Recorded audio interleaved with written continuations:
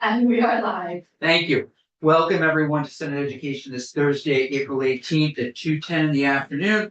Just got off the floor a few minutes ago. Before we move to talk to the state board at 2:30, we are going to kick things off with Emily Simmons, General Counsel, Agency of Education. And these are your thoughts on the BOCES bill. Ms. Simmons, don't feel obliged to rush through because we're fine looping back to you on this later today if it works for you. But for now, the floor is yours.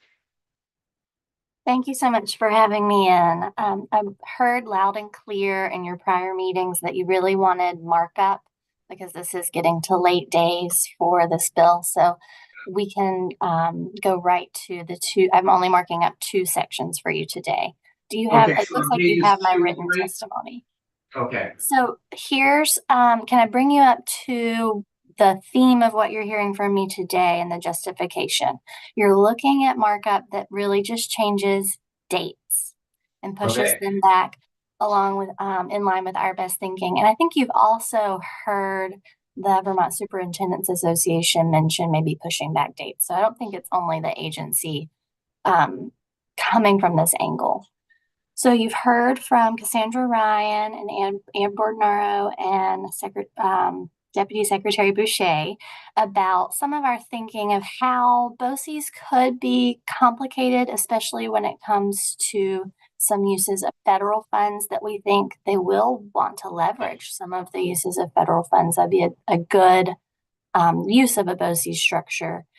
So we're coming from a place of, we don't really have a change to the bill itself. We need some time to plan toward and really away from some challenges that we're worried we'd encounter and just put out some thoughtful guidance to the field, be ready to answer their questions as they come up. We also noticed that there is some thinking in the building about a process of taking a broader look at Vermont's education system. That's in a bill in the other body, H887. So pushing BOCES back 1 year would also allow for consideration of BOCES as an option, but not yet a reality in the context of that planned work.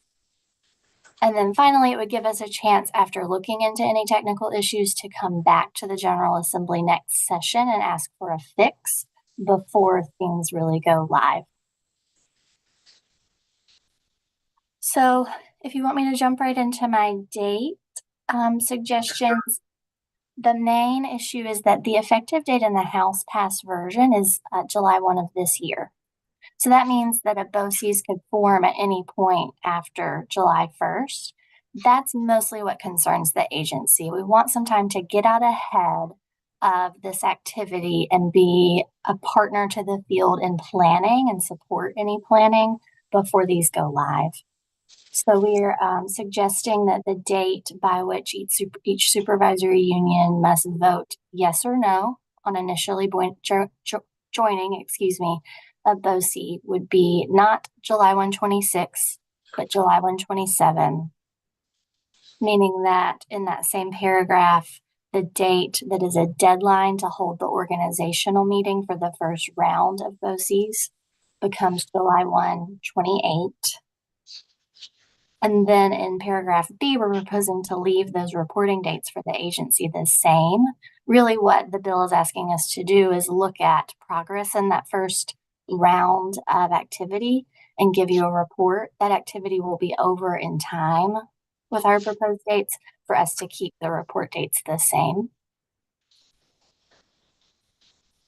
Then going to the appropriation, we've adjusted the formed after date in line with our recommendation for, when is a BOCES permitted to start to form? We're suggesting July 1, 2025. All other elements of the appropriation, I think, can stay the same. Again, we're flexible in that. I think Beth will have some thoughts for me if need be on the mechanics of the appropriation. And then the effective date for the elements other than the appropriation would be out 1 year, July 1, 2025.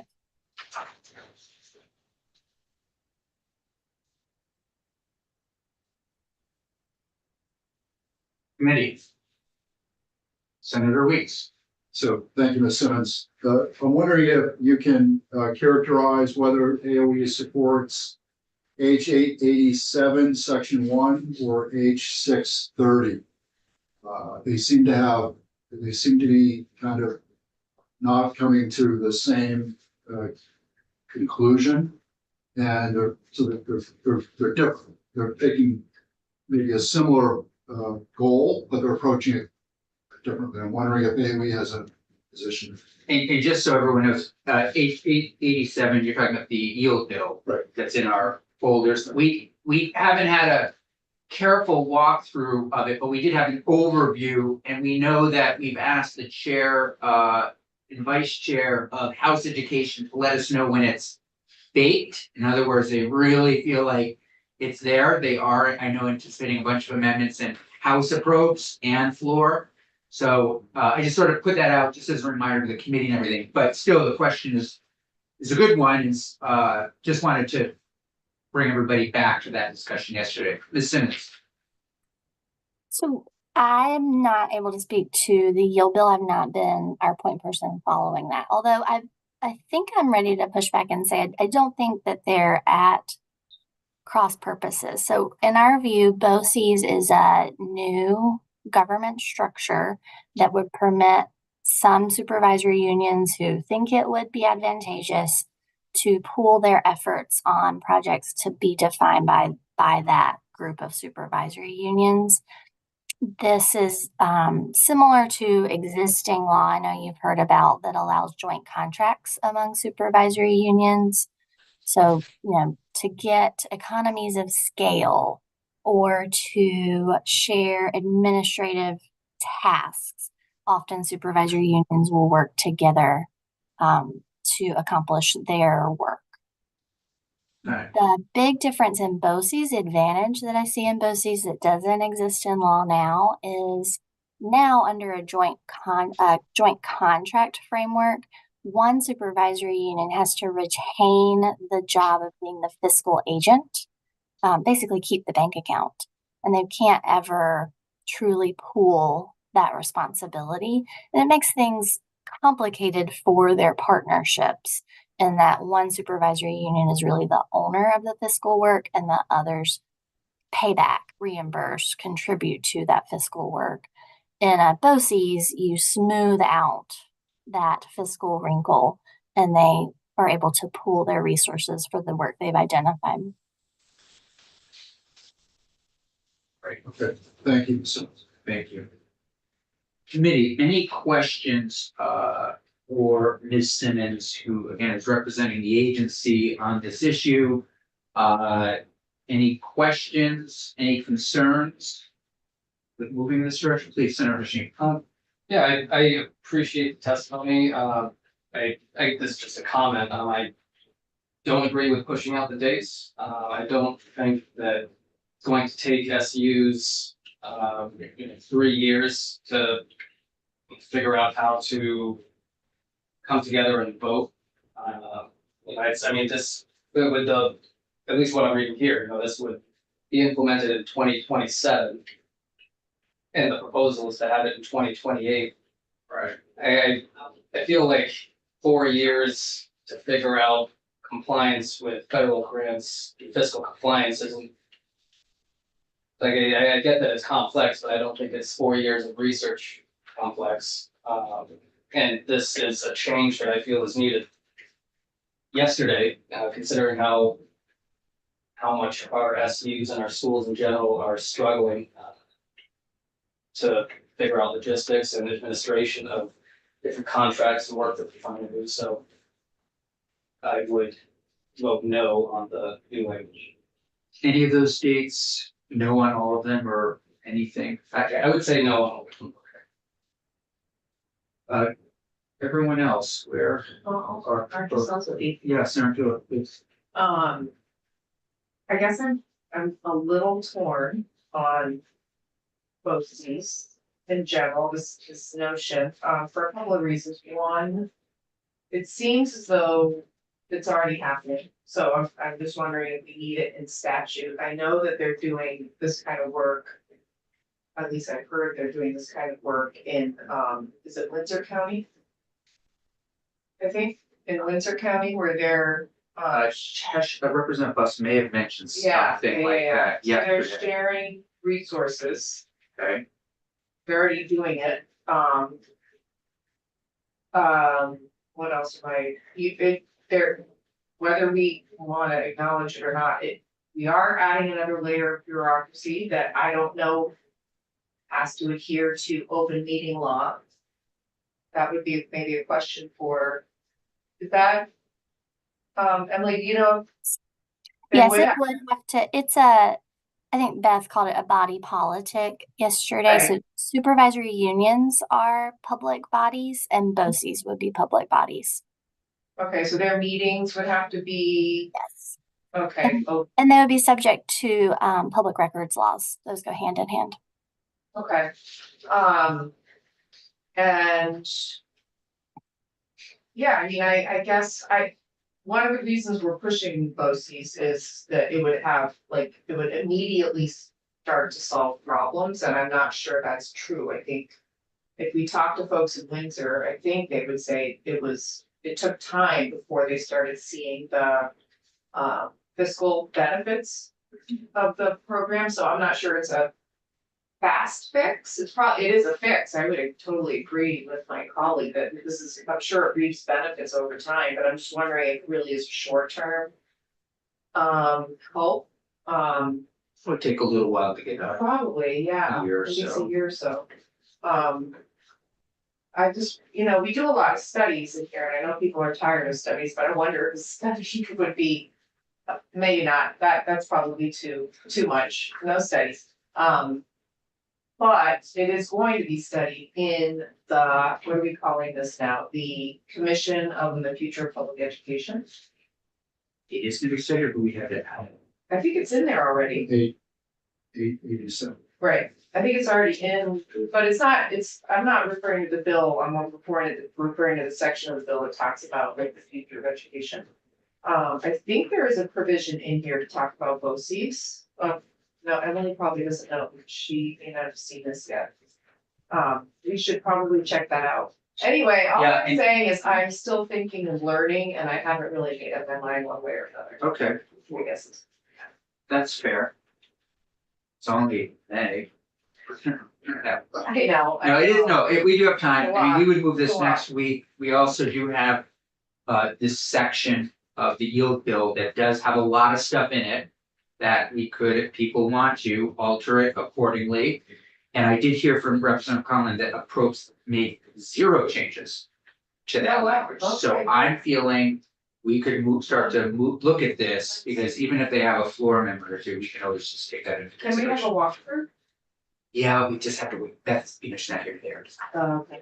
So, Senator, please. So, thanks, sir. But So, yes. so I haven't done a deep dive into H887, but it does speak in section 1 a lot about efficiencies, which is exactly what we're trying to address with BOCES. So, see, that's why I asked question to Simmons.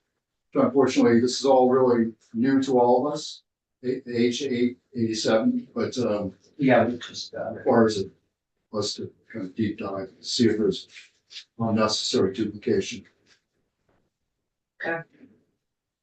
if everyone's comfortable, we'll ask Annie to ask Beth St. James to come in first thing on Tuesday. Beth St. James is our lawyer, same in House Ed. Prior to Secretary Saunders starting, we have about an hour before she gets in. She can take us through this. I know it's a lot Okay, might be busy on the floor doing the same bill on Tuesday. throughout the entire day. Give it a shot. Yeah, if you don't mind, Annie, sweeten the deal if you need to. We've got candy. Yeah, we Got candy. We got trophies. Maybe gone by then. Yeah. Sure, we all sorts of things. But yeah, because I'd like to be able to, we're gonna have to move the yield bill pretty quickly, which I have confidence to be able to do. So yeah, Senator Weed, Just curious, H887, so where is it now? It's coming off of the House floor? so no, it'll come out maybe tomorrow. If not tomorrow, Tuesday, it'll be on the floor, I think, on the Tuesday on the floor. Tuesday on the floor. So I'm hoping to have, once we know when, we should start our section ASAP with that. But then we'll have a joint hearing with finance, because there's some, I'm told, interplay between some of the other yield language and policy. So. We'll get there. I know. Yeah. And, listen, the House put a lot of work into that first section, and there are things that we could, people really feel want to put other studies or things, BOCES stuff, that's a possibility. I leave it up to all of you. I personally do see the benefit of the BOCES.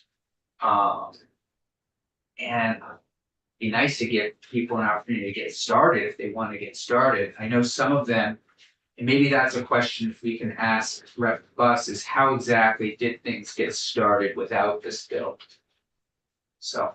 Yeah, if I may make a suggestion, maybe there is someone in Windsor County who could speak to what they've done and how they did it.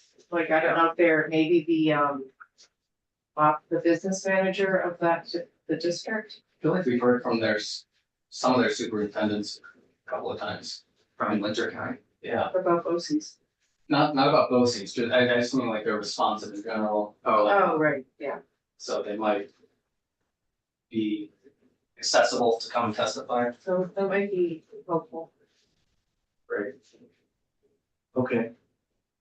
I know a little bit about Windsor County. Okay, Okay. so Senator Gulick, and I'm inserting myself with 4 minutes to go. So Senator Gulick, I'm aware of a special education program run in Windsor County. Is that what you're thinking of?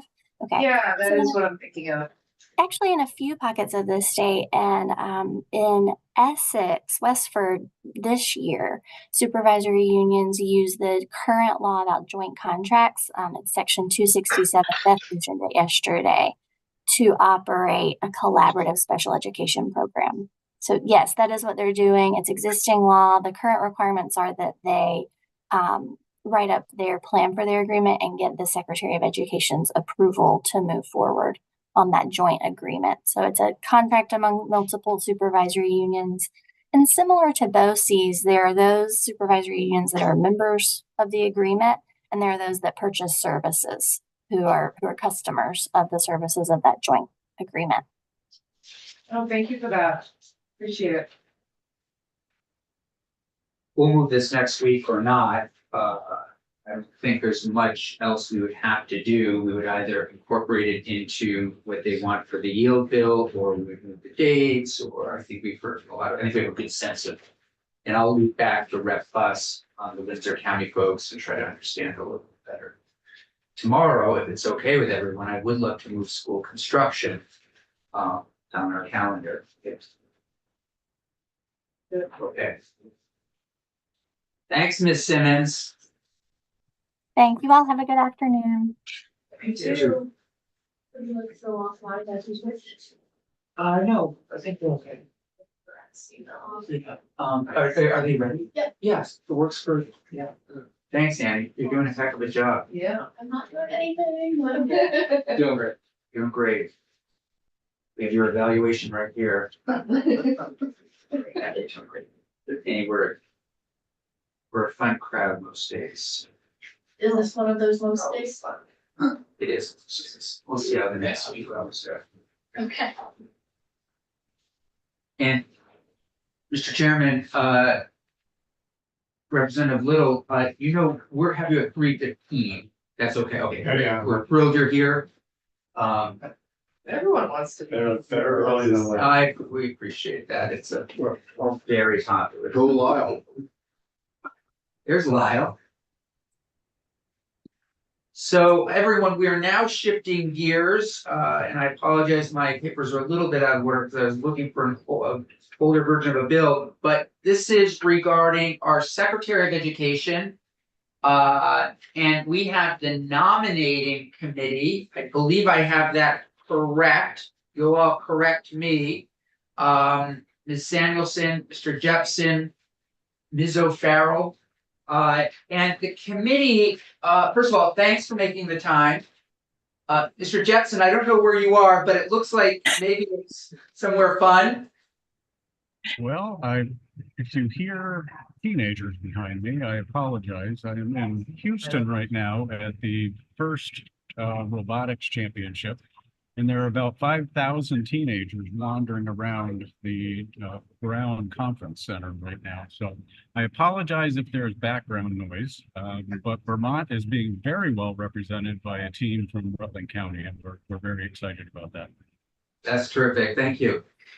So other senators may want to tee this up maybe better than I can, or just jump in with questions. I know Senator Weeks raised a couple of questions about a week ago around process that you all went through to put forward the name of Secretary Saunders. I think we all just generally have some questions. But it came out of actually the chairs meeting that we had a couple of weeks ago. I think it was Senator Kitchell that said, be good to hear from, again, correct me if I'm wrong, the nominating committee or the search committee to understand a little bit about your process, why Ms. Saunders, some background. And so I think I'll just turn it over to all of you, hear what you have to say, and then we'll jump in with questions. All right. Well, you guys have already heard from me. I'm happy to speak again, but you've got two other experts in the room, so I might defer to Lyle and Jenna and jump in as appropriate. Whatever you'd like. Jenna, would you like to start, or would you like me to start? Okay. Well, we did receive a charge back in, I think, as early as July, I think is when we got a letter from. Lyle, we're having a little problem hearing you. All right, is that any better? No, You can't hear me at all. we can hear you. It's just not that loud. How about now? His mic is attached to his laptop and not the phone. We think your microphone might be attached to your laptop. It is. This. Just, Is that now any better? it's getting there. Andy, what were you? If he goes to audio, the little arrow on the side of audio should allow him to select the audio source. Did you hear that? I am going to select audio source. Yes. Is that any better? That's good. A little bit. Yeah, I think we can hear you. Okay, Because- well, I'm going to speak right up. So, Oh, there we go. There we go. Now we've got you. all right, I'll stop yelling. All right. Okay. So we received a charge from the governor back in July, and in that charge, he had a pretty clear focus about what he was most interested in. He feels that the AOE should Maybe shut his camera off. How's that? Lyle, we lost you. He needs to shut off his camera. If you can hear us. Lost Miss Sanders. Jonathan, this switch. Can you see me now? Yes. Okay, I was having trouble zooming in, so I was on my phone and now my computer is good. So I'm happy to jump in or Great. So I think what Lyle was saying is we received the letter from the governor this summer. And I want to say it was at the end of July. And the way the board works, we can't, operate unless we operate in public meeting as a body. So even though I received that letter in my capacity as chair at the end of July, I couldn't act on it until the board met. And I believe the August board meeting was August 9th. So that was when I brought the letter to the full board. And at that board meeting, we set up the secretary search committee. So I was joined by Lyle and Jenna. I did include resumes. I mean, maybe just as a point of information, because I think if you do look at, particularly Lyle's resume and Jenna's resume, they bring an awful lot of educational experience that I thought, in my capacity as chair would be really invaluable to be able to, read the resumes and really help to identify the top candidates. So So we do not have their resumes in front of us. but that Okay. may be because our committee assistant is ill, but Annie will dig into those resumes. Okay. Thank you. Basically between Lyle and Jenna, we've got a few decades of really good experience in public schools in Vermont. And, you know, doing a variety of other, jobs within that. But I think, you know, both Jenna and Lyle have been principals at public schools, for a number of years. Lyle also was the, leader of the Stafford Technical Center for 14 years, Lyle. 16, yep. 16 years. Anyway, you know, pretty well qualified to be on the committee. So I was really happy to have them join the committee. And Lyle, I just got to our August board meeting where we set up the committee, so I can pass it back to you. Okay, my apologies. I don't know how long I'll be on. There are about 50,000 devices here. There are 55,000 people here. So we got the charge from the governor. I think I got cut off when I said that one of the issues he was interested in was after school and summer enrichment programs. And so we took over 100 comments from the public at a public meeting, and we looked at what the governor was suggesting, what we also as a state board believe is important for our vision for education in the state of Vermont. And we took the governor's thoughts in those 100 comments and created questions. And from those questions, we then interviewed, I believe it was 7 candidates. I believe there were 17 applications. 19. And then 19, sorry, and then we forwarded 3 who we felt were qualified based on what not only the public was interested in, but what the governor was interested in. We And to then that, I would just add statute, because the statute, we definitely brought that into the job description and, you know, use that as the lens by which we evaluated candidates. So it wasn't just what Jenna, Lyle, and Jennifer thought. Now, I'd kind of like to just cut to the chase because I don't know how long I'm going to be able to stay with the Wi-Fi here. Hold on, Senator Hashim has a question. Yes, sir. Just a quick question. Can you tell me when you sent the names up to the governor? It was after our November 15th full board meeting. So November 16th or? Yeah, I mean, I could go back and look at my email. It may have been the afternoon of November 15th. I believe I had a phone call with the governor's office the afternoon of November 15th. And it might have been that the paperwork didn't go out till the 16th, but. Thank you. Yeah. That's all. Yeah, no, good question. Lyle, please go ahead. I think there are 3 things that I hear people talking about regarding Zoe, one of which is a lack of teaching experience in public education. Another is her charter schools experience. And the other seems to be some notion of closing schools that she's participated in. I have to tell you right up front that during the questioning, and we had about, I don't know, 15 questions, I'm looking at them now. We did not talk about charter schools and we did not talk about closing schools because that was not the position she was applying for. She's applying for a public education position. Sorry, Lyle, as much as we want to be patient with you, we just, it's a little hard. Well, and I'll just keep going. Okay, can you hear us? So, I can hear you. So we looked at what I think it's a camera issue. qualification. Lyle, can you hear us? I can hear you. Can you hear me? Okay, we're having some difficulty. We appreciate you being here, but frankly, it's very distracting because you're sort of in and out. I wonder if maybe if you shut your camera off, it'll help. It's still very hard to hear you though. I'm back. And Lyle, I think it was better when you were holding the microphone up under your mouth. Okay, well, it's under my mouth now. So we looked at those 3 things and Okay, we did not talk about charter schools because again, that was not the position she was applying for. She's applying for a public school position. We did not talk about closing schools. We talked about leadership. We talked about tech ed. We talked about enrichment programs.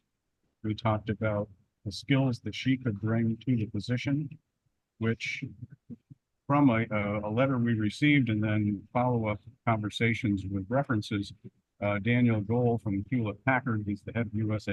Education Strategy, pointed out that she's exemplary at bringing public-private partnerships together, where she brought corporations together to help fund opportunities in public education, including a tech ed program, which was an aviation program that she started, which really made us feel good about her CTE interest.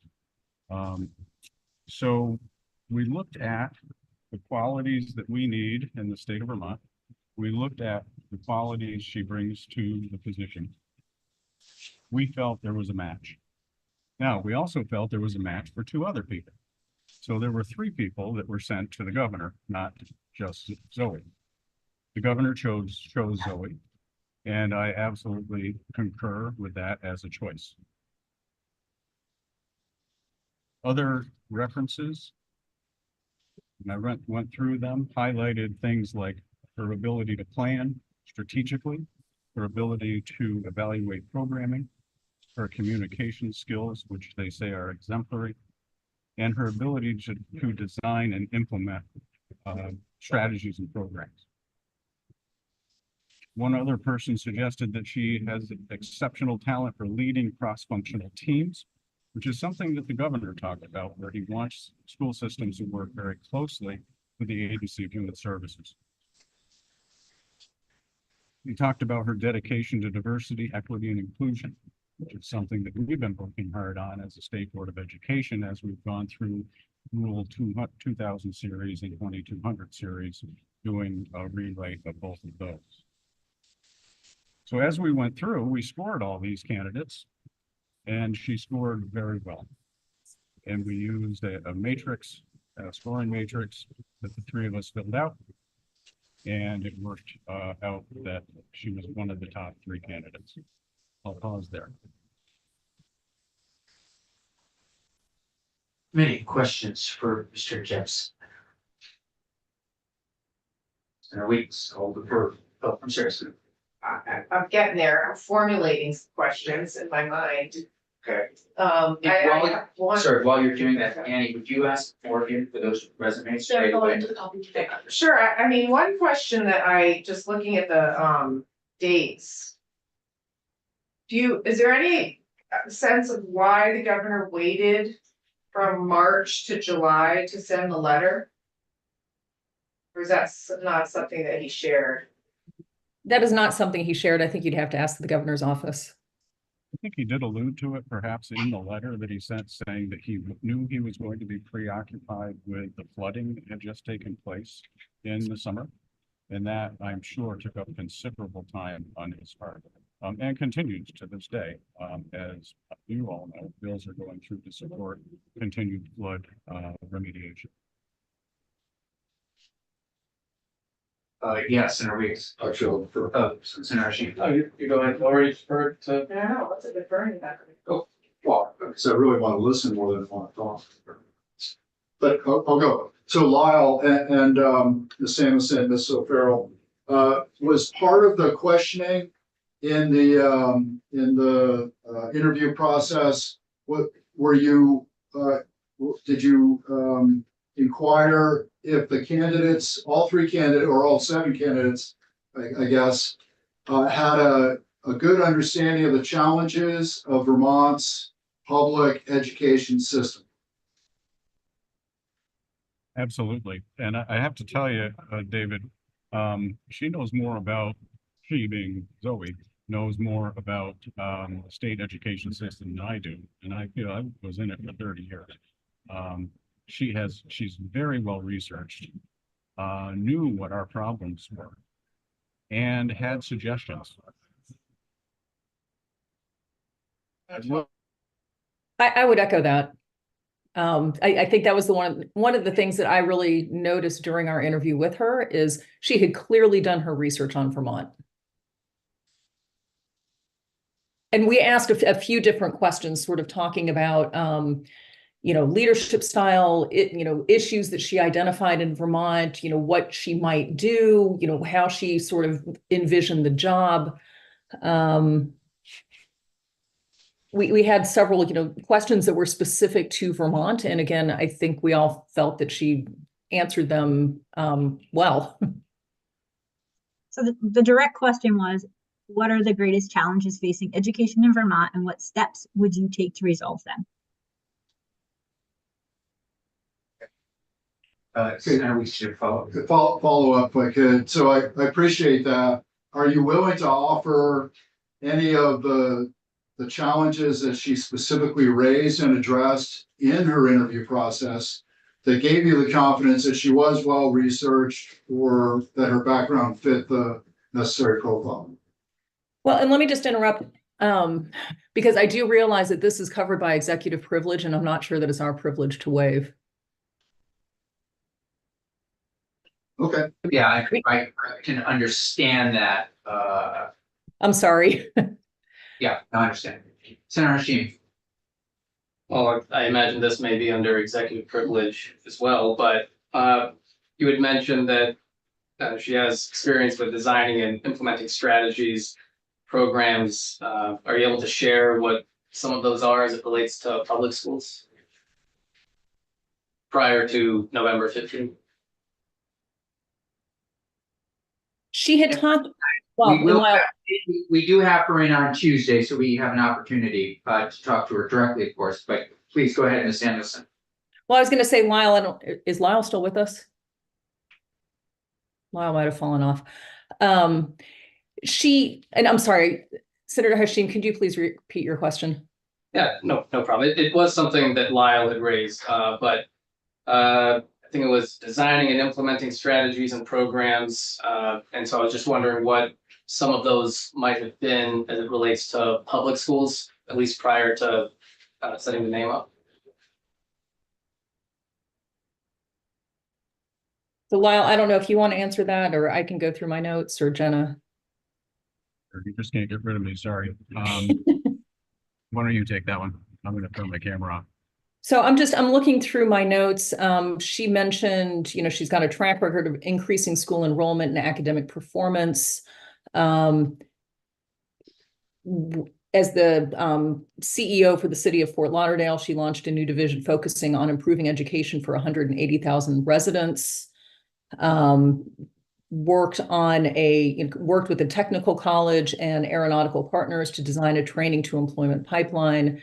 Also oversaw high yield out of school programs. And frankly, here's a really good example of one of the things that I'm sure she'd be happy to talk to you about, but she was talking that they got money, the city of Fort Lauderdale got money after COVID for after school programs. And at the time, the program was a half-day program during the summer. And one of the things that she realized was that a barrier to entry for kids to participate in that program was that it was only a half a day. And most students who needed this program had parents who worked full days. And so the kids who, arguably needed that program the most were the very ones who weren't able to access it. So she was able to, secure an alternate source of funding. And I'm sure she will correct me on this because this was, I'm working off memory from 5 months ago. But she was able to find additional funding to turn it into a full day program so that the students could access it. So that was one example. The other thing too, that she mentioned that she was working with Parks and Recs, and there was an educational component to this program, and Parks and Recs was really uncomfortable with the program.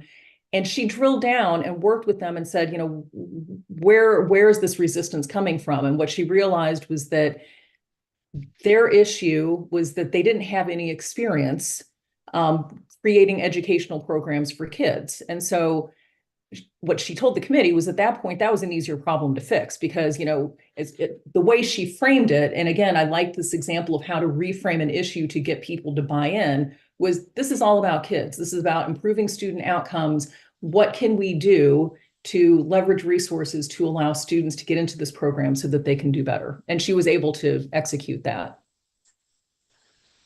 Thank you. And you probably just said it, Jennifer, but she had a COVID grant and worked in the summertime with a particular group of students that needed math and reading enrichment. So she was able to reach during a period of the summer about 2,000 students in Fort Lauderdale and brought their scores up during that period of time.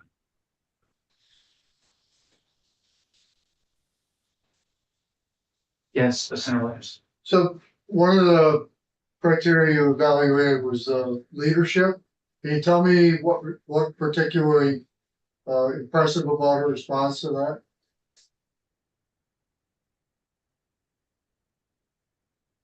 Lyle or Jenna, or I can jump in. Well, I'm looking back at the folks that we talked to.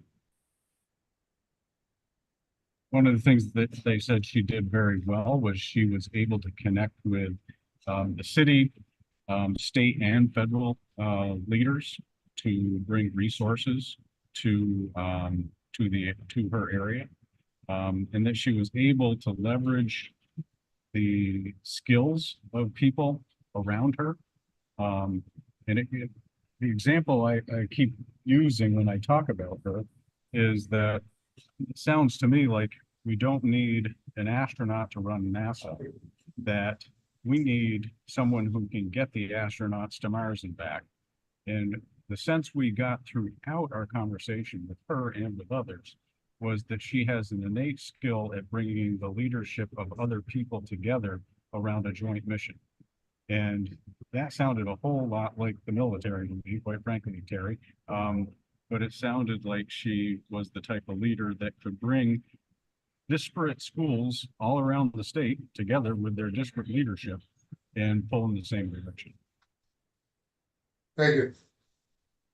And I would just add to that, I think she spoke of a couple of different examples of really being able to work with different organizations and really getting buy-in from, different constituents to be able to execute.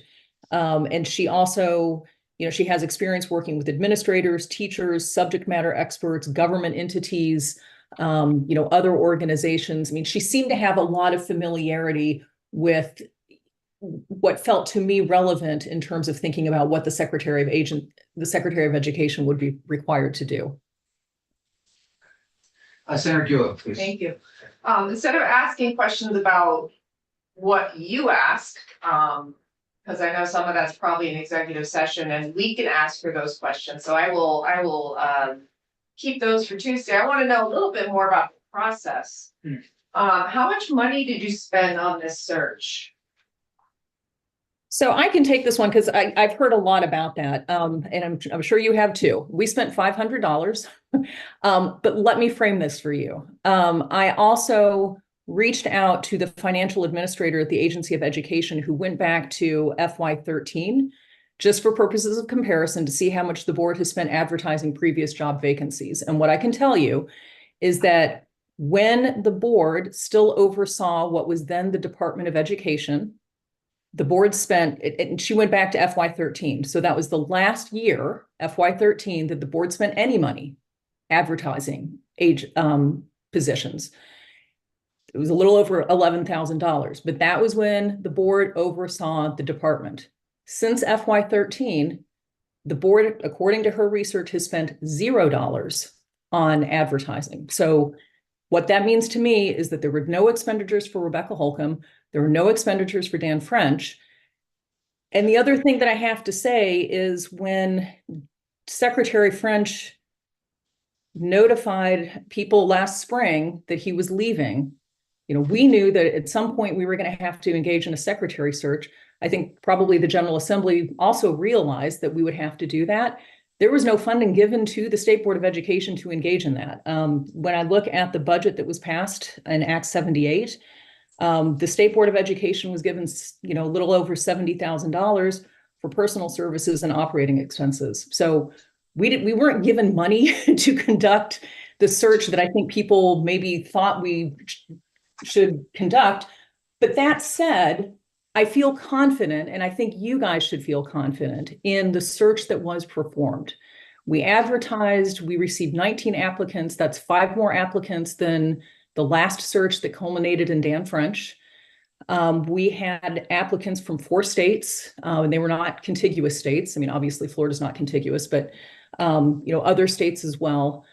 We felt that we had a good cross-section. We could have extended the search. We could have chosen to expand our advertising. And as a committee, we felt that we had a really good selection of applicants from which to poll, interview, and then ultimately select 3 qualified candidates for the governor.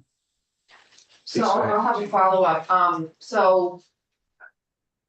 I mean, it just seemed to, from my point of view, $500 for a Secretary of Education search. In a time where we are, a lot of folks call it in a crisis mode. And where we are looking for a person to oversee a $2.6 billion budget. With a lot of complexity that will affect multiple generations of future Vermonters. It's just $500 seems sad to me. I'll leave that at that. You mentioned that you advertised. Can you expand on that a little bit? Where did you advertise and what did the advertising look like? So I've sent to the committee twice now a copy of the job description that we crafted. So you should have that in your packet. And I've also included the slideshow that I also provided in January, whenever it was that I came to talk about the secretary search. I think it was in January. I can pull that information up again if you give me just a moment. We do have the job description in our folders. Okay. I think Senator might be looking for, correct me if I'm wrong, Senator, what is the ad? I mean, was this what was put out, this job description? Is this what was sort of advertised? I believe it was, but it was the Office of Human Resources that did the advertising for us. So we'd have to talk to them to get specifics on where the advertising went. No, I can tell you, I'm pulling that up right now. The position was advertised in Success Factors, School Spring, Education Week, Facebook, LinkedIn, Diversity Jobs, Indeed, Glassdoor, Career Builder, and an Agency of Education press release. Senator Hashim. Thank you. I was wondering, for the application, did you receive references? Did you talk to them? And did you get positive, neutral, or negative feedback? We did receive references. The Secretary Search Committee did not reach out. We left that to the governor's office. Do you know if they reached out? I do not. You'd have to ask them. Thank you. So you, I think, act a little bit. Yeah, please. Very sorry. Yeah, I just want to confirm what I heard. So the name was sent up prior to contacting any references? Correct. And again, keep in mind that if the governor had not been satisfied with the candidates, he had the ability to reject them all, send it back to us, tell us to conduct another search. It wasn't like he was stuck with 3 people that he felt were not qualified. I think we thought the 3 candidates were very well qualified. We picked the top 3, sent those off to the governor, and from there he made his decision. But he definitely had the ability to disagree with us if he had wanted to. Were the references for the other applicants reached out to? The governor's office, you would have to ask the governor's office, but any contact with references would have been done by the governor's office. And we did submit the entire application packet for each of those 3 candidates to the governor's office, which included references. In the past, has the State Board of Education reached out to references, or is that 100% in the governor's office for this process? I don't know, honestly. There's no record at all of the secretary search that culminated in Rebecca Holcomb being named secretary. And with regard to the search that culminated in Dan French being named secretary, we, the committee, have access to all of the meeting minutes, but there's no record of whether there's nothing in the minutes to indicate that committee reached out to references. So sorry, last question. Please. So do you have the discretion to reach out to references before you send a name up? We probably could have, yes. Thank you. It's great line of questioning because I was about to compare. Senator Hashim and I serve on judicial nominating, and judicial nominating, the 10 of us roughly, before we send the names up to the governor, we call references. Am I correct though in understanding you didn't call references, but you did have written references or no references at all? You just send the names out. No, we had written references and we did read those. And I mean, frankly, one of the things that we really relied on quite heavily when we were conducting the search was this booklet that has been prepared by the Vermont Department of Human Resources called A Guide to Interviewing Reference Checking. So I will be honest, in that booklet, it mentions that references are of somewhat limited value because obviously, you know, if you think about it, someone's going to put down a name as a reference, a person who's probably going to say nice things about them. And so what becomes a little bit hard is how to ferret out. You know, you're only going to get a reference that is going to say nice things about a person. So we felt like there was limited utility in tracking that down. And to be honest, we don't have that capacity. The governor's office did. And so as we thought about it, and you know, Lyle and Jenna, correct me if I'm wrong, the governor's office, because again, the governor is ultimately going to be the one making that decision. It felt like something that they were better capable at doing. And so we gave that responsibility to them. And if I misspoke and said we talked to someone, I was looking at the references, the physical references that we saw, and that's what I was referencing when I talked about what people said. Senator Williams. So did you do them by video teleconference or was there any in-person? And were they all done the same way? Yes. Interviews, yeah. Yeah, so each interview was an hour and 15 minutes long. Each interview had 15 questions. Lyle, Jenna, and I were each responsible for our own questions. So we were very consistent about, you know, who asked which questions and what the question was that was asked so that each candidate could be fairly compared to other candidates. And they were all done through the Teams link. And we did them, I believe, over the course of 3 days, I want to say, 7 interviews in 3 days. So that it was all kind of fresh in our minds. Just to follow, did you have anybody that originally applied withdraw? No, not that I know of. Thank you. So once you determine just in terms of process, does it go to the full state board at some point? Or does it go to it's the 3 of you, then move to the governor's office, just for clarity?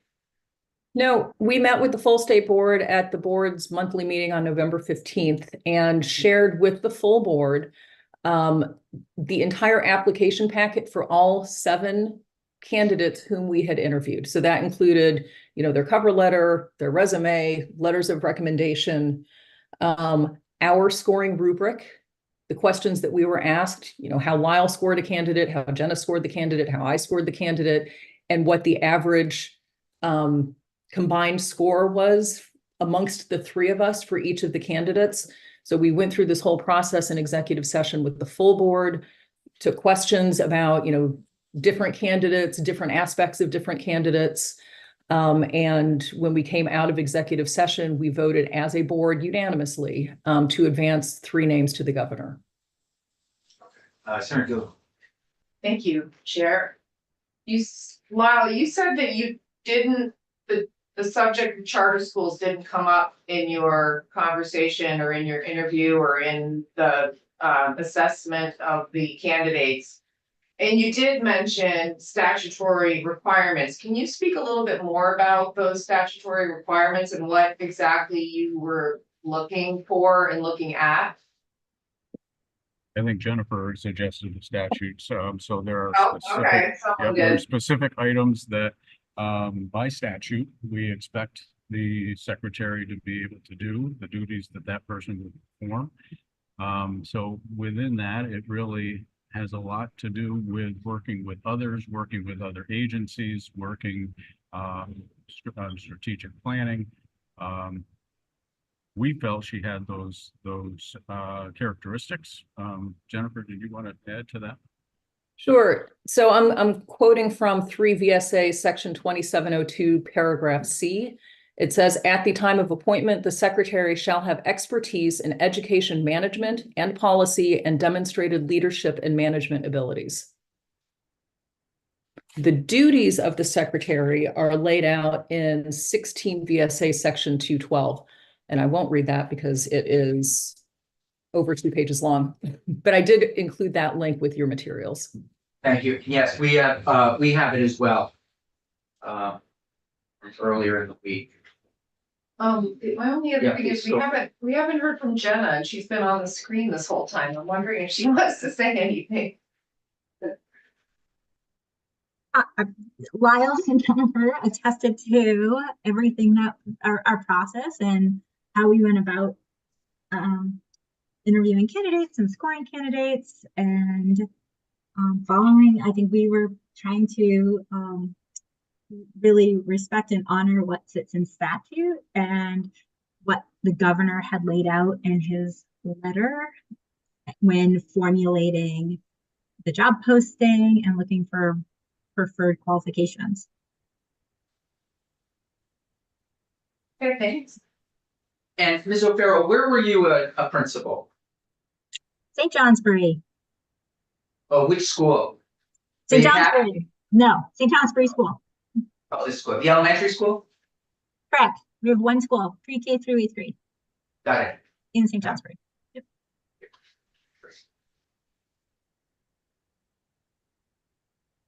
Very helpful. Committee, any other questions? Again, we're hearing from the Secretary Saunders on Tuesday, but this is helpful to know the process. There've been a lot of questions, no fault of anyone. This just happens to be a secretary position that has been in the news a lot. Candidacy, the role has been elevated for a number of reasons. And it's just helpful also to know the process. Let's set Secretary Saunders aside, frankly. Some of the process is information that's new to me, having been in this building for 14 years, and it's interesting and important for all of us to know. So from that I really appreciate it as well. And thank you. And I mean, it's helpful for us to get this feedback. When we started this process, obviously none of us had ever done a secretary search before. So, I mean, again, we relied heavily on the secretary search that had been done for Dan French. And then to that, we added to it, we threw in the public comment hearing, which I think we all thought was really, really helpful. And I hope the public also felt like they had an opportunity to have an effect on our selection process. We took those comments very seriously, wove those comments into the questions that we had asked the candidates. So, that was one thing, all I can say is we tried to improve on what had happened before us. And I'm sure if it happens again, we'll try to improve on what we did this time. But I think overall, we felt like it was a good process that resulted in identifying some really qualified candidates. Yeah, I just wanted to Can you add. talk a little bit more about the public process for input? Sure. Although Jenna, did you want to? I just wanted to add that I think there is a real opportunity for legislators to really look at what the secretary's duties are and the preferred qualifications, how we put those in the job posting, and really think moving forward, does this accurately reflect what the secretary experience and roles and responsibilities should be moving forward. So thank you. And Ms. Samuelson, Senator Williams, and it's a great question I was going to ask as well. So you heard from about 100, you had a public hearing where people came in, and what was sort of the prompt question? Was it, what do you want to see in a secretary, or? Yes, so well, I'll back up. I think we had 11 secretary search committee meetings. And of course, because this is State Board of Ed, every meeting is warned and open to the public. We had public comment at every meeting. Well, we had the opportunity for public comment. We didn't necessarily receive public comment at every meeting, but we did have the opportunity for public comment. In addition to that, we held a public comment hearing, I believe, on October 2nd about the qualities and attributes that people wanted to see in the next Secretary of Education. And in connection with that, I do know that the VSBA, VPA, and VSA all sent out to their constituents a 2-question survey that they then compiled that information. And they basically gave us, the raw data, the answers that they received from 100 different principals, superintendents, teachers. And then appended to that was sort of the 4 sort of high-level things that Jay Nichols, on behalf of all 3 organizations, submitted to the board about what they thought was important. So we looked at all of that information, whatever had come in at our meetings and public comments, as well as the public comment hearing, as well as the information that was compiled by the 3 organizations. Thank you. Thank you. You all did an incredible amount of work. There's no question about that. 11 hearings, 11 meetings, public hearing, creating the job description, all of that. So please, personally, thank you for all of that work. We know that you're getting about $1.50 an hour if you're lucky. Lyle, you might be getting a little bit more, I don't know. But we certainly, I certainly just want to express my gratitude for that incredible, it's a heavy lift. Mr. Jepson, your hand was up. Well, I want to thank Jennifer, who really guided that process, and Jennifer, the amount of time she took. And I want to apologize to you all for being in and out of this meeting. It's not my general mode of operation. And I don't think David and Terry have ever seen me without a tie, so this is your opportunity. It may never happen again. So, and do know that we have world-class kids in Vermont. There are 640 teams here from around the world at this robotics competition. There are 60 nations represented, and New England has a whole lot of teams. Vermont has 1, and we're going to win. So I hope. Thank you for letting us be here today. Yeah, thank you. Senator Yeah, Camp. yeah, Thank you.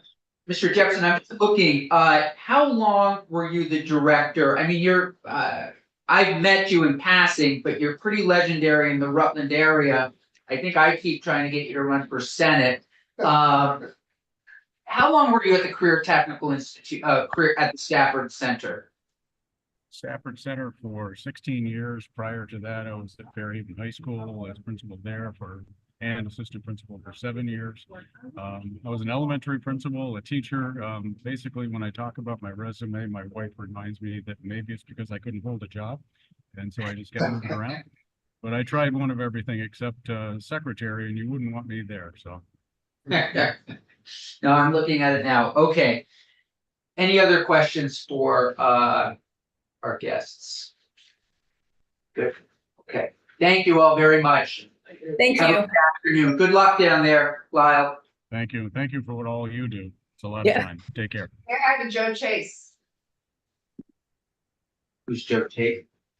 He's a robot guy. Oh, really? Okay. Let's just take